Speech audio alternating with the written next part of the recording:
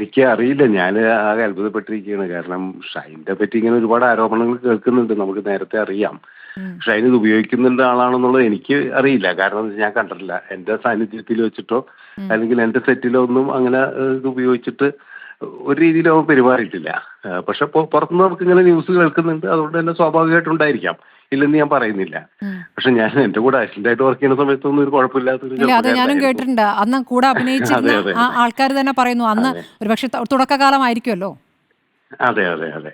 പിന്നീട് എന്താണ് പറ്റിയതെന്നുള്ളത് എനിക്കറിയില്ല. കാരണം ഞാൻ മനസ്സിലാക്കുന്നതനുസരിച്ച് കുറച്ച് കാലമായിട്ട് സിനിമ ഇൻഡസ്ട്രിയിൽ മൊത്തമായിട്ട് ഇത്തരം വ്യാപകമായിട്ട് ലഹരി ഉപയോഗം നടക്കുന്നുണ്ട്. അത് ആർട്ടിസ്റ്റുകൾ മാത്രമല്ല കേട്ടോ. നമ്മളിപ്പോൾ ഉം. എപ്പോഴും പോയിന്റ് ഔട്ട് ചെയ്യുന്നത് ആർട്ടിസ്റ്റുകളുടെ പേരിലാണ്. ചില ആൾക്കാരിലേക്കാണ് എപ്പോഴും പോയിന്റ് ഔട്ട് ചെയ്യുന്നത്. ഉം. അതല്ലാത്ത ഒരുപാട് ടെക്നീഷ്യൻസ് ഇത് ഉപയോഗിക്കുന്നുണ്ട്. അപ്പൊ അതും കൂടിയും ഇതിന്റെ നിങ്ങളുടെ അന്വേഷണത്തിന്റെ പരിധിയിൽ വരണമെന്നുള്ളതാണ് എനിക്ക് പറയാനുള്ളത്. ഉറപ്പായിട്ടും ഉറപ്പായിട്ടും. അതുകൊണ്ടാണ് ഞാൻ ഈ ലൈവിൽ വന്നത്.